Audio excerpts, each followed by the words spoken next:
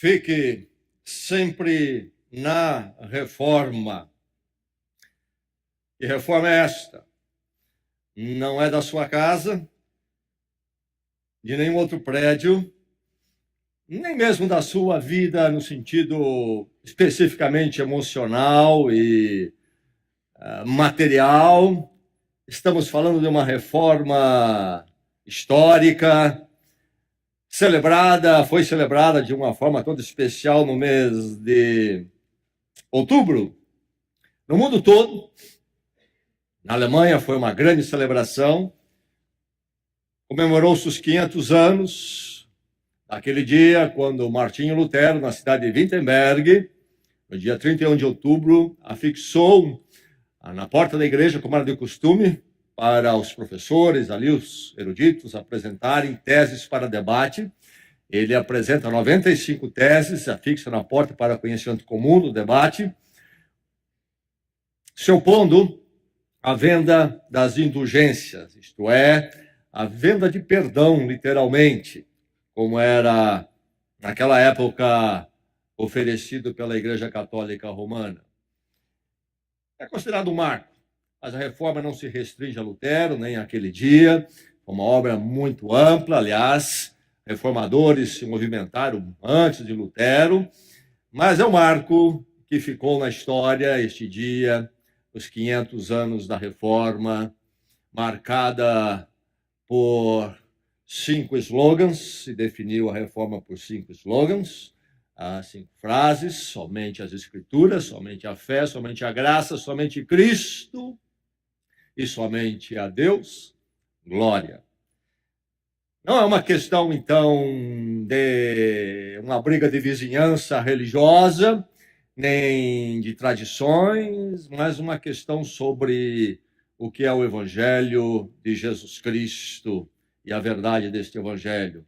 Focarmos, buscarmos isto. Vamos, então, nesta noite, lembrarmos um pouco mais da reforma e pensando nas nossas vidas e não apenas numa data histórica que se passou, por mais gloriosa que tenha sido, mas o que é que tem para mim e você nesta noite? Vamos à palavra de Deus. Primeiramente, quero ler a palavra e quero ler bastante da palavra. Você tem lido a palavra? Você trouxe a palavra, tem procurado atentar para ela, porque aqui nós queremos ouvir a palavra em nossos cultos. Nós não somos apenas faladores religiosos e mesmo até com linguajar cristão. Nós queremos ouvir a palavra sempre deste púlpito, na verdade. É preciso que você, então, tenha a palavra. Ler a palavra faz bem à alma. Vamos ler a palavra. Primeiro, no Evangelho de João, é o quarto evangelho, o quarto livro do Novo Testamento. Evangelho de João, capítulo 2. E nós temos no capítulo 2 a narrativa do primeiro ato sobrenatural que Jesus realiza segundo este evangelho. Aquele casamento na pequenina cidade de Caná, da Galileia. Ele transforma a água em vinho. E o livro de João deixa bem claro que esse ato de Jesus, como os outros no Evangelho de João, não tem um fim em si mesmo. Jesus não estava apenas demonstrando poder, que ele era um milagreiro poderoso. Não. Ali uma mensagem que já apontava para ele a obra dele. Não vamos olhar isso tudo nesta noite, mas olhar aqui apenas um detalhe que serve para a nossa reflexão que nos propomos a fazer nesta noite. Então, lá está a festa acontecendo. E a festa de casamento na cultura daquela época ali era uma festa que durava dias e precisava se prover muita coisa para uma semana, por exemplo, de festa. E aconteceu algo que não podia acontecer. Era vergonhoso, era terrível. Um verso 3 narra: tendo acabado o vinho, acabou o vinho no meio da festa. Tendo acabado o vinho, a mãe de Jesus lhe disse: eles não têm mais vinho. Respondeu Jesus: que temos nós em comum, mulher? A minha hora ainda não chegou. Sua mãe disse aos serviçais: façam tudo o que ele lhes mandar.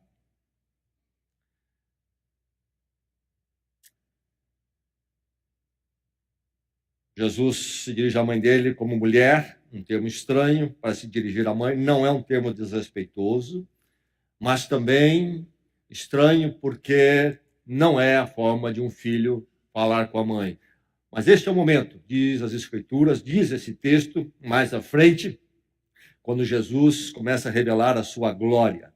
E aqui ele tem uma desassociação dele, então, do seu lado, então, como filho de Maria, para começar a revelar quem ele era, para que ele veio. Mas a sua mãe diz muito claro: façam tudo o que ele lhes mandar. Ela nos remete a Jesus Cristo e não a ela. Agora, no capítulo 6 do mesmo evangelho, João 6.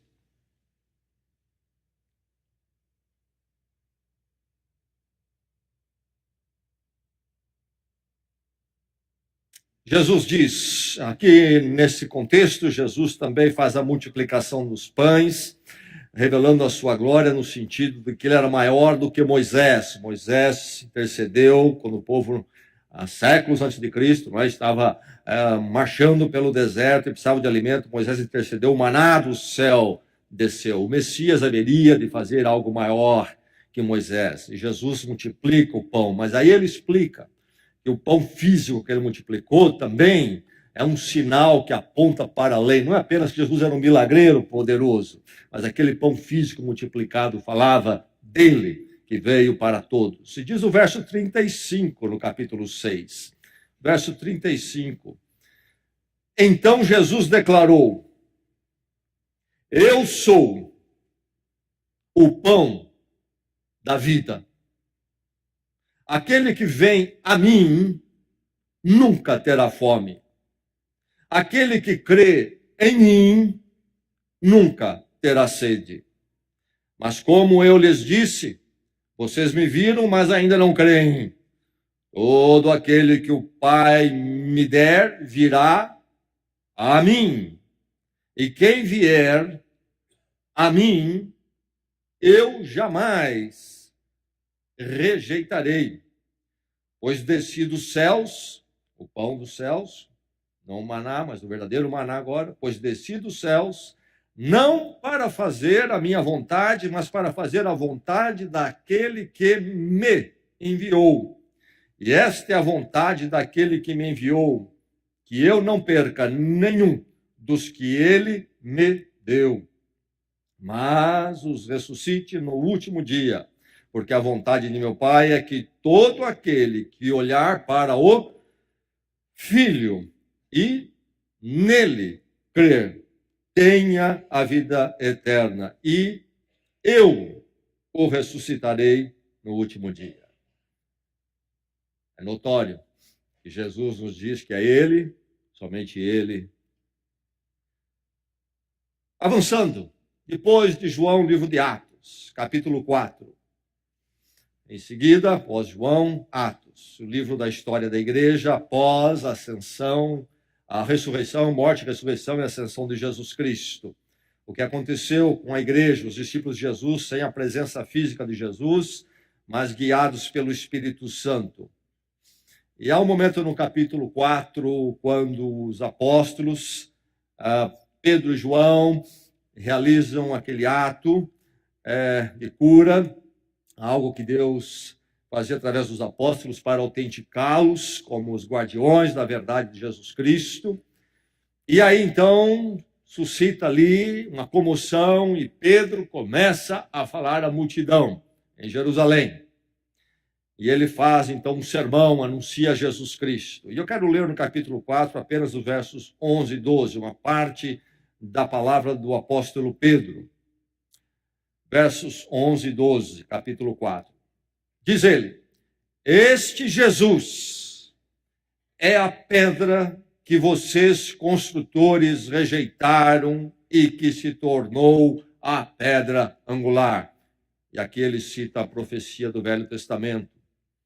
Se cumpre em Jesus, ele aplica a Jesus. Este Jesus é a pedra que vocês, construtores, rejeitaram e que se tornou a pedra angular. Era a pedra-chave na construção de um prédio naqueles dias. Sem ela, estava tudo errado, no alicerce, na fundação. Este Jesus é a pedra. Verso 12. Não há salvação em nenhum outro, pois debaixo do céu não há nenhum outro nome dado aos homens pelo qual devamos ser salvos. Agora vou mais à frente, Filipenses. Avance aí alguns livros na Palavra de Deus, no Novo Testamento, depois de Atos, Romanos, 1 Coríntios, 2 Coríntios, e vai em frente, Gálatas, Efésios, Filipenses. Filipenses capítulo 2. Vou ler no capítulo 2, do verso 8 ao verso 11, agora a palavra não do apóstolo Pedro, mas do apóstolo Paulo. E o apóstolo Paulo aqui descreve, na forma de um cântico, uma poesia, a Jesus Cristo e a obra dele, Deus encarnado, vindo até nós. E diz ele assim: e sendo encontrado em forma humana, humilhou-se a si mesmo e foi obediente até a morte, e morte de cruz. Por isso, Deus o exaltou à mais alta posição. Ele deu o nome que está acima de todo o nome, para que ao nome de Jesus se dobre todo o joelho, nos céus, na terra e debaixo da terra, e toda língua confesse que Jesus Cristo é o Senhor, para a glória de Deus Pai. E agora, Colossenses, capítulo 1, ainda no Novo Testamento, Colossenses, outra carta do apóstolo Paulo. Colossenses, capítulo 1. O início desta carta onde o apóstolo Paulo descreve o evangelho, o poder de Jesus Cristo. E ele diz assim no verso 13, quero ler do verso 13 e ir até o verso 23. Pois ele nos resgatou do domínio das trevas e nos transportou para o reino do seu Filho amado, em quem temos a redenção, a saber, o perdão dos pecados. Ele é a imagem do Deus invisível, o primogênito de toda a criação, pois nele, Jesus, foram criadas todas as coisas nos céus e na terra, as visíveis e as invisíveis, sejam tronos ou soberanias, poderes ou autoridades. Todas as coisas foram criadas por ele e para ele. Ele é antes de todas as coisas e nele tudo subsiste. Ele é a cabeça do corpo, que é a igreja, é o princípio e o primogênito dentre os mortos, para que em tudo tenha a supremacia. Foi do agrado de Deus que nele habitasse toda a plenitude divina, e por meio dele reconciliasse consigo todas as coisas, tanto as que estão na terra quanto as que estão nos céus, estabelecendo a paz pelo seu sangue derramado na cruz. Antes vocês estavam separados de Deus e na mente de vocês eram inimigos por causa do mau procedimento de vocês, mas agora ele os reconciliou pelo corpo físico de Cristo, mediante a morte, para apresentá-los diante dele, santos, inculpáveis e livres de qualquer acusação, desde que continuem alicerçados e firmes na fé, sem que se afastarem da esperança do Evangelho, que vocês ouviram e que tem sido proclamado a todos os que estão debaixo do céu. Esse é o Evangelho do qual eu, Paulo, me tornei ministro. Mais em frente, a primeira carta a Timóteo, uma carta do apóstolo Paulo ao pastor Timóteo, pastor treinado por ele desde a juventude para exercer esse ministério pastoral, fazia parte da equipe do apóstolo Paulo. Paulo escreve a ele esta carta para dar instruções, como ele deveria pastorear a igreja na cidade de Éfeso, hoje localizada na Turquia. Capítulo 2, quero ler do verso 5 ao verso 7.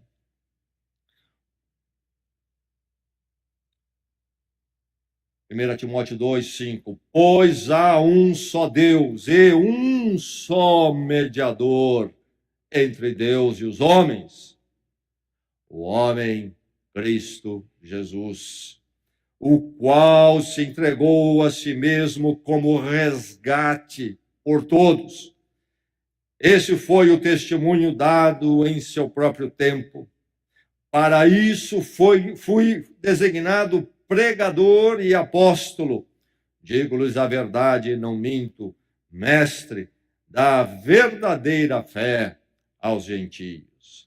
Indo mais à frente, finalmente, o livro de Hebreus, capítulo 12. Mas para o fim do Novo Testamento, o livro de Hebreus, capítulo 12. Vou ler no verso 1 até o verso 3. Hebreus 12, 1. Diz assim a palavra de Deus aqui, Hebreus 12, 1. Portanto, também nós, uma vez que estamos rodeados por tão grande nuvem de testemunhas. Deixe-me parar aqui um instante e lembrar o que vem no capítulo 11, anterior a isto. Capítulo 11 fala das testemunhas, isto é, lá é recordado diversos personagens do Velho Testamento que foram fiéis a Deus e morreram na esperança das promessas de Deus que se cumpririam em Cristo. Foram fiéis, sofreram durezas, momentos difíceis. Heróis da fé do Velho Testamento são apresentados, uma galeria de heróis, capítulo 11. A vitória da fé na vida daqueles que, crendo, esperavam na graça de Deus e a promessa celestial. Então ele fala que nós temos essas testemunhas, não é? Nós estamos no campo, eles estão na arquibancada, olhando como é que nós vamos agir, e eles já venceram. Será que nós vamos vencer também? Temos então este dever de, da mesma forma, continuarmos firmes na fé e agora na realização em Cristo Jesus. De novo, verso 1. Portanto, também nós, uma vez que estamos rodeados por tão grande nuvem de testemunhas, livremo-nos de tudo que nos atrapalha e do pecado que nos envolve, e corramos com perseverança a corrida que nos é proposta, tendo os olhos fitos em Jesus, autor e consumador da nossa fé. Ele, pela alegria que lhe fora proposta, suportou a cruz, desprezando a vergonha, e assentou-se à direita do trono de Deus. Pensem bem naquele que suportou tal oposição dos pecadores contra si mesmo, para que vocês não se cansem nem desanimem. Verso 2. Aliás, no fim do verso 1, corramos com perseverança a corrida. O apóstolo Paulo está usando aqui a metáfora dos jogos que nós chamamos olímpicos. Nasce lá na Grécia Antiga, era de conhecimento do povo aqui naquela época, então. E vai buscar essa metáfora do corredor no estádio. Corre para ganhar, corre para chegar, não para parar no meio do caminho. Corramos com perseverança a corrida que nos é proposta. E o corredor, para correr firme, ele tem os olhos fitos onde? Não na plateia. Os olhos fitos dele estão na linha de chegada. Na nossa corrida, os nossos olhos estão fitos numa linha de chegada. Jesus, diz o verso 2, tendo os olhos fitos em Jesus, que é o autor da nossa fé e também é o consumador da nossa fé. Nele olhamos e somente nele que haveremos de encontrar então a fé e a consumação dela. Aí está a palavra de Deus. Deixe-me falar para vocês, aqui presente na grande maioria, que não sabem que nos antigamente, mas não muito antigamente ainda, eu cheguei a ver, havia o padeiro que era o que entregava pão. Em algumas casas você não ia à padaria, porque você contratava e se entregava o pão. E havia padeiros que iam com uma carroça, cuja parte de trás era uma caixa, grande caixa de alumínio e uma grande tampa. E ele ia, às vezes, para estradas rurais, cheio de pão ali, levar os pães e entregar. E aquela tampa ia pulando conforme as estradas, então não pavimentadas, não trilhadas ali pela carroça. E uma vez, padeiro numa estrada, a tampa deu um pulo mais alto, porque o buraco era muito grande. A carroça pulou, a tampa pulou e um pão também voou para o ar. A carroça foi embora, o padeiro nem viu. O pão girou, caiu ali na ribanceira que ficava na beira da estrada. Quando ele cai, ele bate numa pedra, o pão francês, quentinho, talvez ainda mais crocante, assado ao ponto, certinho, pedindo apenas um pouco de manteiga. Ele bate na pedra. E o que acontece? Algumas casquinhas, migalhas, pulam do pão. Mas o pão, caindo naquela velocidade, perde algumas casquinhas, mas ele voa mais longe ainda e vai cair lá embaixo da ribanceira. As casquinhas caem por ali. Havia alguns passarinhos voando em busca da provisão do dia. Vem o pão bater, as casquinhas, 3 ou 4 voarem. 5, 7 passarinhos vêm rasante atacar as casquinhas. Não é suficiente para todos eles. E eles começam a disputar ali aquelas casquinhas. E brigam. 2 ou 3 conseguem, então, pegar uma e vão embora. Brigaram por um bom tempo ali, focados naquelas casquinhas. Esqueceram o pão lá embaixo e foram embora. Então, tome muito cuidado com o nosso foco. É possível começar a focar nas casquinhas, nas migalhas e perder o grande pão. A reforma lutou por isto, para resgatar o foco em Jesus Cristo. Foque naquele que é suficiente. Você tem focado nele? Onde está o seu foco? Onde está o foco desta igreja? Foque naquele que é suficiente. A reforma, já disse, tem sido definida pelos slogans somente as Escrituras. Qual é a nossa referência? Tradição, o ensino da igreja, tradição da igreja, ou a palavra de Deus, aquela primeira dada, aquela que nós lemos aqui? A tradição tem o seu lugar, o ensino da igreja tem o seu lugar, mas junto ou acima das Escrituras, não. A palavra de Deus, o evangelho original dado pelos apóstolos, as palavras de Jesus Cristo, esta é a nossa referência, as Escrituras. O ensino das igrejas, desta igreja, vamos aprovar ou reprovar se, conforme ou refletirem as Escrituras. A tradição dessa igreja, de qualquer outra igreja, da igreja cristã na história, tantos pensadores, Vamos aprovar ou reprovar na medida em que eles refletem, estão baseados, estão em consonância com as Escrituras. Por melhor que seja o cristão pensador, se não estiver de acordo com as Escrituras, rejeitamos aquele ensino. As Escrituras são nossa referência, é a autoridade suprema, maior. E dentro dela nós encontramos, então, aquilo que tem definido a reforma, outro slogan, somente a graça. Isto é, não há esperança para mim e você, a não ser que seja a graça de Deus. Deus se voltar para nós graciosamente. Nossos esforços jamais poderão nos levar a lugar algum. Não há esperança para nós, a não ser que seja a graça, a misericórdia de Deus. Por mais que nós nos esforcemos, estamos aquém sempre. A graça. Mas se é a graça, como que Deus pode ser gracioso por nós? Como podemos esperar graça de Deus? Podemos sim, porque um dia Deus veio em Cristo Jesus. A história diz isso. Lemos aqui nesta noite. Deus se moveu. Um ato único. Não há outro igual. Há religiões no mundo, elas são muito parecidas, mas totalmente distintas da fé cristã, do Evangelho, porque nenhuma delas tem o Cristo, Deus conosco, e inclusive a cruz sobre a qual nós lemos tanto aqui nesta noite. Por isso, somente Cristo. Somente Cristo.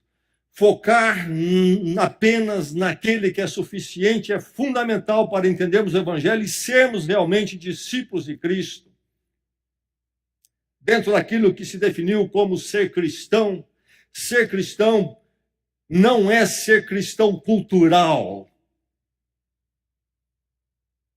Cresci dentro desta fé, então porque eu cresci dessa fé, então eu também sou um desses. Isto não é ser cristão, se vamos definir cristão como verdadeiro discípulo de Cristo, aquele que vive no Evangelho. E há também o cristão cultural, aquele que se aproxima de uma igreja porque acha bonita, acha que precisa ter uma igreja. Talvez alguns procurem a igreja batista, inclusive com essa atitude. Isto não é ser cristão. É preciso somente as Escrituras, somente a graça, e é então somente Cristo. Somente Cristo.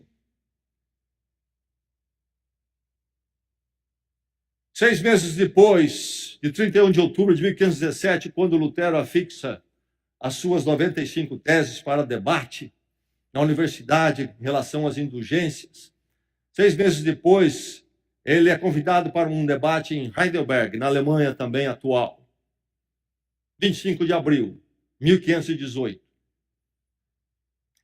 E lá ele apresenta a teologia da cruz versus a teologia da glória. E ele denuncia que o cristianismo, o caminho que tinha tomado o cristianismo ali, na época, a Igreja Católica Romana, porque toda a Europa ali, então, era católica romana, o cristianismo não era todo católico romano. Em 1054, já tinha havido a separação da Igreja Ortodoxa, que existe até hoje na Grécia, na Rússia e outros lugares, porque não aceitaram a imposição de que o Papa seria, então, o líder supremo e a autoridade maior sobre toda a Igreja. Essa afirmação foi recusada, e aí, então, houve essa divisão em 1054, mas temos a Igreja Copta, muito forte no Egito, por exemplo, que muito antes já existiu de forma independente. Enfim, mas na Europa, então, que nós chamamos de Europa Ocidental, havia a Igreja Católica Romana. E Lutero, então, está nesse contexto. E a reação dele e dos outros reformadores, então, tinha a ver com a Igreja Católica Romana. E ele fala sobre a teologia da glória e a teologia da cruz e diz: o cristianismo que nós temos aqui, que a igreja está ensinando, é um cristianismo que não é da teologia da cruz, da teologia da glória humana. É ensinado que nós podemos chegar a Deus e chegamos com o nosso misticismo, dizia ele. Experiências místicas. Nós somos ensinados também não somente através do misticismo, isto é, algo que o ser humano experimenta, mas também através das boas obras, dos nossos esforços morais. Tudo isso, diz ele, é teologia da glória humana, tem a ver com a experiência, o esforço humano, nos méritos humanos. E ele disse mais: nós Estamos sendo ensinados a teologia da glória humana também, quando nós somos ensinados pelo pensamento medieval que tem se voltado aos filósofos da Grécia Antiga, Platão, Aristóteles, pensando que podemos conhecer a Deus pelo esforço intelectual. Tudo isso, diz ele, é teologia da glória humana. Não é o que as Escrituras ensinam. As Escrituras nos ensinam que nós conhecemos a Deus somente através do Cristo e o Cristo na cruz. Onde você tem focado? Onde você tem focado? Nos seus esforços. Eu quero fazer parte dessa igreja aqui, preciso ter uma igreja.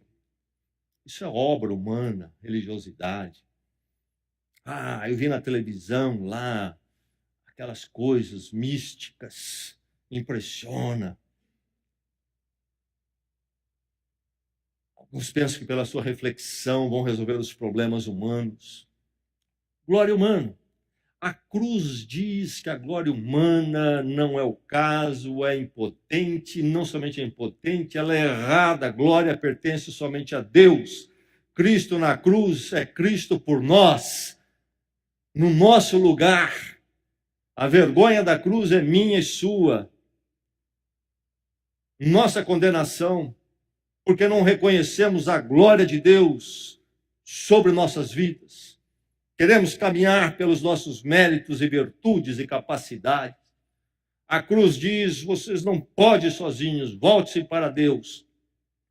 Cristo, então, passa a vergonha que é minha e sua, mas ali, a cruz, tem a sua glória própria, porque ali manifesta-se a glória de Deus. Quando eu me encontro com Deus pela cruz, eu estou dizendo, Deus é glorioso e não eu. É a teologia da cruz. Deus é conhecido naquilo que afronta a glória humana. Focar em quem? Focar apenas naquele que é suficiente, somente Cristo. E aí, então, que há esta questão histórica, essa luta histórica chamada reforma. Note bem a palavra, reforma. Lutero e todos os outros antes dele, aqueles que foram contemporâneos a ele, aqueles que sucederam, queriam que a igreja se voltasse às Escrituras, voltasse à graça plena, voltasse a apenas Jesus Cristo. Eles não queriam formar uma igreja separada. Acabou havendo separação porque a Igreja Católica Romana não aceitou o chamado dos reformadores. A Igreja Católica reagiu com o Concílio de Trento, 1545, e reuniu por alguns anos para contrapor a reforma. E a reforma falava também, os reformadores falavam da decadência moral da igreja, porque coisas absurdas aconteciam. Papas que praticaram coisas que a gente não imagina que seriam capazes de fazer. A igreja, naquele concílio, reconheceu que precisava uma reforma moral e realmente consertou. Mas, estudando e analisando o que os reformadores disseram, a Igreja Católica reafirmou que ela cria e discordou e condenou todas as propostas dos reformadores. E aí é que houve a separação. Mas a ideia era reformar à luz da palavra. Somente as Escrituras, somente a graça, somente Cristo. A Igreja Católica Romana não foca em Jesus Cristo? Claro que foca em Jesus Cristo. A Igreja Católica Romana, hoje e lá nos dias dos reformadores, não falava de Jesus Cristo como o mediador. Sim, falava de Cristo como mediador, mas Cristo mediador, mais a mediação da igreja. Cristo mediador, mais a mediação do sacerdote. O catolicismo é ressuscitado uma figura de sacerdócio que havia no Velho Testamento e que no Novo Testamento nós não encontramos. Pelo contrário, o Novo Testamento ensina que todos os membros da Igreja de Cristo são sacerdotes, todos nós. Todos nós podemos chegar à presença de Deus através do sumo sacerdote Jesus Cristo. A Igreja Católica Romana dentro da igreja, aos cristãos, mas há esta casta separada com poderes que os outros cristãos não têm, os sacerdotes. E os sacerdotes, então, podem realizar os sacramentos. Por exemplo, a água se torna benta quando o sacerdote impetra sua bênção. Se outro cristão que não seja o sacerdote, mesmo que seja católico romano, impetrar a bênção, a água não se torna benta. Não há esse poder. O poder está no sacerdote. E os outros sacramentos, a mesma coisa. A hóstia se transforma no verdadeiro corpo de Cristo somente pelas palavras do sacerdote. Um católico sentado ali, se ele impetrar as mesmas palavras sobre a hóstia, ela não se transforma em corpo de Cristo. Enfim, a confessionário, só o sacerdote pode fazer e perdoar. Cristo, mediador, sim, mas a igreja, fora da igreja, você não chega a Deus. A igreja é fundamental, essencial para o cristão não vive sem igreja, sim, mas porque ele já foi mediado em Cristo com Deus, e não porque a igreja vai mediar. A igreja católica entende diferente. Cristo mediador, sim, mais a igreja. Cristo mediador, sim, mais o sacerdote. Cristo mediador, sim, mas mais sacramentos. Cristo mediador, sim, sim, mas mais Maria, chamada de co-mediadora, é também a mediadora. Cristo, mediador, sim, mas também os santos, a figura dos que são beatificados, santificados. Este era o pensamento. É contra isto é que os reformadores se levantam. Eles dizem, não, não, não, somente Cristo e a graça e a fé. Aliás, Lutero foi questionado uma vez, mas se nós vamos remover as penitências, a confissão, a missa, onde há a transformação da hóstia em corpo de Cristo, o que vai sobrar? Ele disse, Cristo. Cristo. E basta. E basta. Maria, dentro da Igreja Católica Romana, foi transformada num vulto que extrapola totalmente a Maria que nós encontramos no Novo Testamento.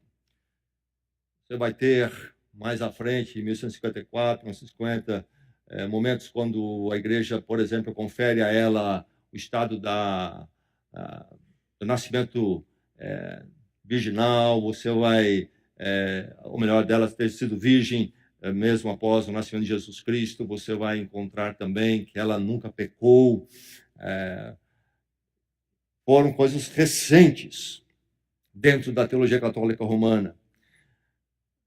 Algo nas Escrituras que deu alguma base para se olhar para Maria diferente foi aquele anúncio do anjo, quando ele anuncia a ela em Lucas 1, 28, ali particularmente, que ela foi escolhida para ser a portadora da vinda de Jesus Cristo. E lá diz o anjo, então, Maria é agraciada. Na tradução Vulgata Latina, que se tornou a tradução oficial da Igreja Católica Romana, isto é, Vulgata, Bíblia na linguagem do povo, que seria um latim, feita por Jerônimo no IV século, e por ordem do Papa Damásio I. Jerônimo cometeu alguns erros naquela tradução. Essa tradução se tornou oficial por séculos, então, até a Idade Média. E um erro que ele cometeu foi traduzir a expressão ali quando o anjo sauda Maria. Primeiro se traduziu por Ave Maria. Na verdade, a expressão é isso, é alegria Maria, momento de alegria. Mas a questão maior é depois. Traduziu Maria cheia de graça.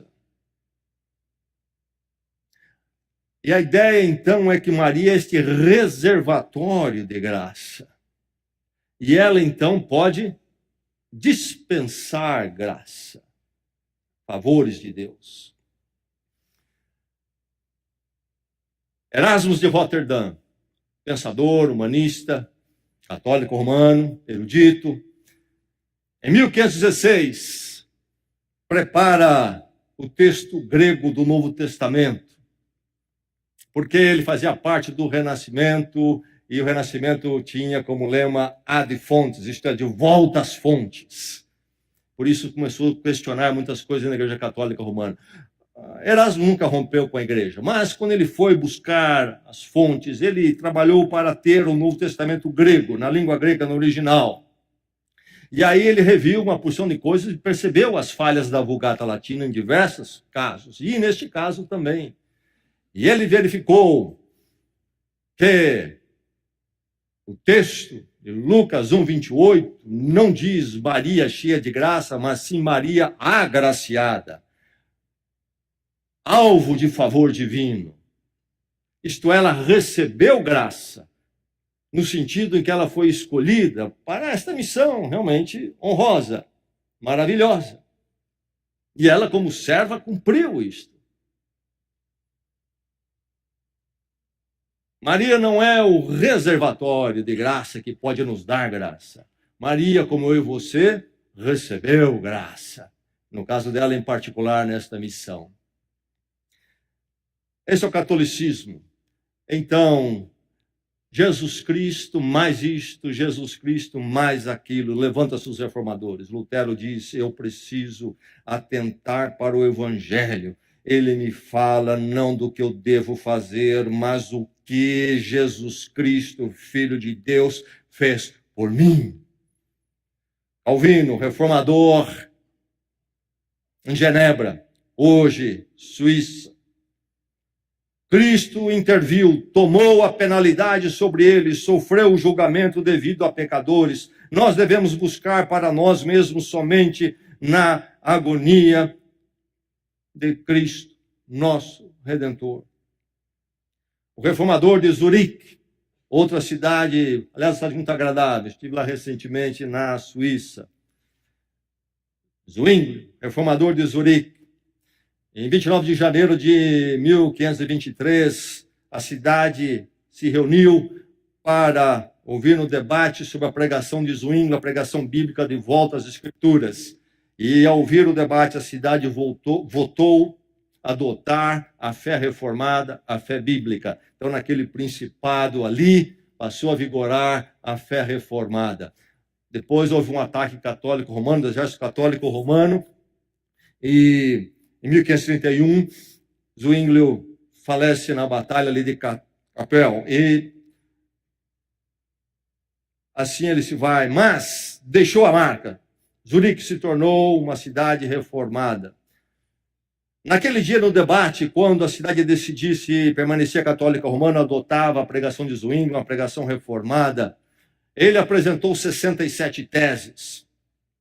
E a tese número 3 diz, Cristo é o único caminho para a salvação de todos que existiram, existem hoje e existirão. E aí ele vai discorrer sobre tudo isto.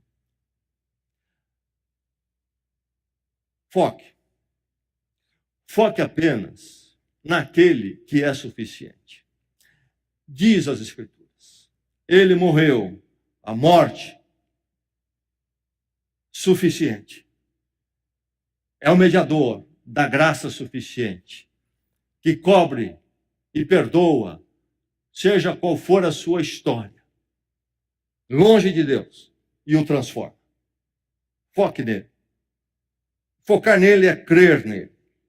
Então, a verdade aqui, a questão teológica é Cristo é exclusivo, é somente ele, mais ninguém, de forma nenhuma, nem como apêndice. Cristo, então, é hábil, ele é capaz e somente ele. Por isso ele é suficiente e por isso ele é eficiente. A obra dele é plena e faz tudo o que tem que ser feito. E dele é Deus conosco, a glória plena. Em mais ninguém. Não há glória humana. Nem de mim, nem minha, nem de Pedro, nem de apóstolo Paulo, nem do apóstolo Pedro, nem de Maria, de ninguém. Nem da igreja. É de Cristo e Cristo somente. Foque nele. Você tem focado nele? atualidade. Nós não vivemos mais debaixo de leis que nos obrigam a ser católicos romanos, nós não sofremos, não lutamos com o que os reformadores lutaram e sofreram no nosso país. Cada um escolhe a fé que quer, ou não ter fé nenhuma. Nosso problema não é o embate com a Igreja Católica Romana. Nós estamos trazendo essas verdades ali da Idade Média para os nossos dias, para entendermos como que elas se aplicam a nós e como nós precisamos continuar atentando para o que a Reforma levantou. Nós temos aí esse grande movimento chamado evangélico, um problema tremendo, o que eu chamo de mundo gospel. Apóstolos, poderosos, você precisa ir atrás deles. As mesmas coisas que os reformadores combateram lá na Idade Média estão sendo repetindo agora dentro daqueles que se dizem evangélicos. Homens que têm o poder, pastores, que têm as orações que ninguém mais tem que passar pela mão deles. Óleos, águas miraculosas que mediam a presença e a graça de Deus que estamos buscando. Igrejas que dizem é preciso estar ali para acontecer aquelas coisas que você quer que aconteça, que Deus fazer aquilo que você quer que seja feito. Naquela igreja, conte para mim o que aconteceu quando você passou a vir à igreja e dá um nome. Esse é o tipo de testemunho que vendem. A mediação está na igreja, sutilmente, está na igreja, está em homens, precisa tocar, né, no pastor, pôr a mão lá, tem que fazer isso, levar aquele objeto. Cristo mais a glória humana. Destas formas. Tempo perigoso. Venha fazer aqui uma corrente. Glória humana. Não entendem somente Cristo. Por isso, somente a graça e somente as Escrituras. O grande perigo é anunciar o Cristo poderoso ressurreto sem anunciar o Cristo crucificado. Querem levar as pessoas direto ao Cristo poderoso, na verdade estão em busca do Cristo poderoso milagreiro e nunca passaram pela cruz, a glória da cruz.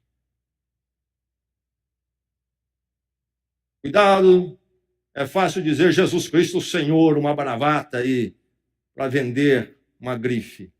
E não falar do Cristo crucificado. Não interessa isto.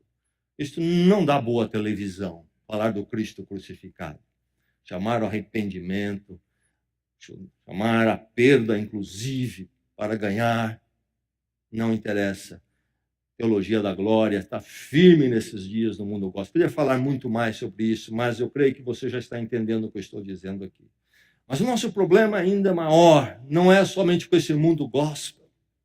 O nosso problema é com a cultura do secularismo, que fala do aqui e agora. Viver é viver para o aqui e agora, não há mais nada. Então, nada de Cristo. A questão é você se esbaldar quanto você puder no momento que se chama agora, hoje. Se quisermos pensar secularismo de forma mais ampla, nos poucos anos que você tem de vida, a fase arrebenta, porque é só isso que existe. Não há foco em Jesus Cristo, nas verdades eternas, na necessidade de Deus. E junto vem o humanismo. O ser humano é o centro. O ser humano é a fonte do poder e a referência a ele que define. E nós vemos a expressão disto chegando nos nossos dias a esse ponto que nós estamos aí, que é sintomático, é um ícone, quando diz, inclusive, que o ser humano é que define a sua questão sexual e não o que Deus criou. É o ser humano o centro da referência.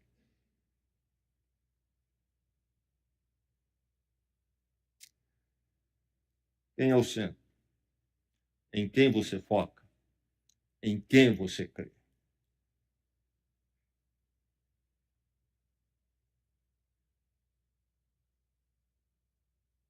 Fico preocupado quando o nosso testemunho é sobre a igreja. Eu vim para esta igreja. Eu espero que a nossa igreja seja realmente uma igreja bíblica que abençoe as pessoas que aqui chegam, mas não é igreja.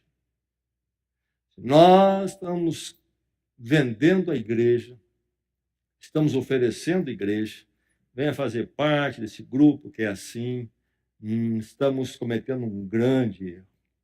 Será que nós estamos entendendo que a questão é Cristo? Quando eu cheguei a Cristo, quando Cristo me alcançou, eu, um pecador, pela cruz me perdoou, chorei, me quebrantei, me arrependi diante da cruz de Cristo, e no poder do Cristo ressurreto, Ele me deu uma nova vida, sou dele, sou de Jesus Cristo. Cuidado quando a conversa, o testemunho é sobre a igreja e não sobre Cristo. E mais, falar de Deus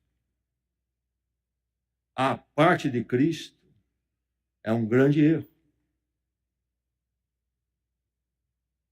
Não, eu creio em Deus porque Deus me dirige. Claro, não há nada de errado. Mas você está querendo dizer, Deus que eu conheço em Cristo, pela cruz, me conduz, me dirige, minha vida é dele, então tudo bem. Porque podemos falar de Deus e até nos entendermos muito bem com aquele que nunca se converteu e que fala de Deus também, e nós ficamos de igual para igual ali. Ele não tem Cristo, você diz que tem Cristo e você diz que estão igual. De forma nenhuma. Ele pode falar de Deus, talvez até ele tenha o conceito correto de Deus, mas a experiência dele é uma, a sua é outra totalmente diferente. Ele é um condenado à parte de Cristo da cruz, e você, em Deus em Cristo, salvo e transformado para todo sempre, porque você foca em Cristo. Você crê nele e somente nele e mais nada. Seria essa a nossa igreja? Seria esta a fé no seu coração?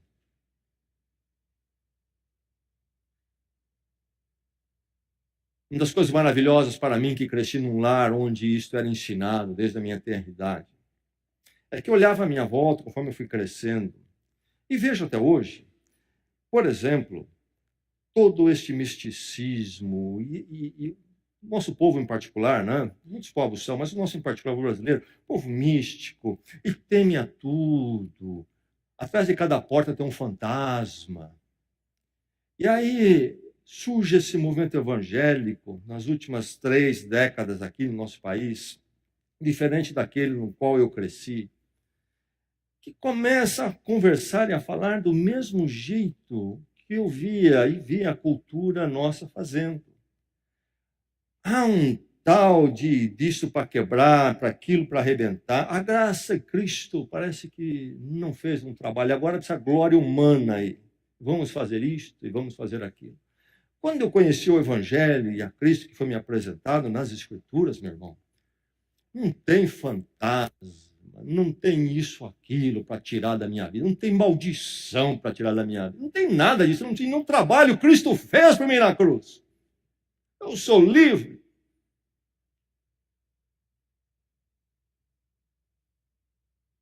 Vai para a igreja, 10 semanas de não sei o quê para quebrar aquilo. Vai para a igreja, 10 dízimos para quebrar aquilo outro.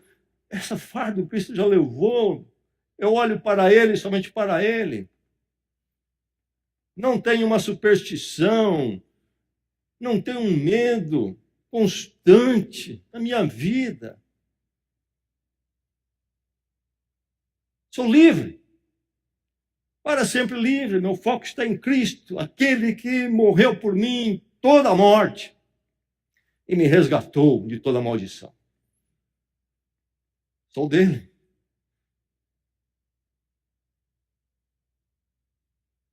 Você possa focar em Cristo.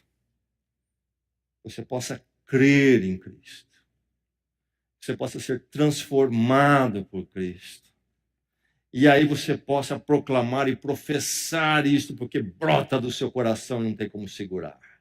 E quando você falar de Deus, você vai falar, vai enfiar no meio Jesus Cristo, porque não tem jeito de falar de Deus sem falar de Jesus Cristo. E depois você vai falar da igreja, talvez em terceiro lugar. Em quem você tem focado? Foque em Jesus Cristo. E foque apenas, somente em Jesus Cristo. Que Deus faça assim no nosso meio para sempre. Vamos orar.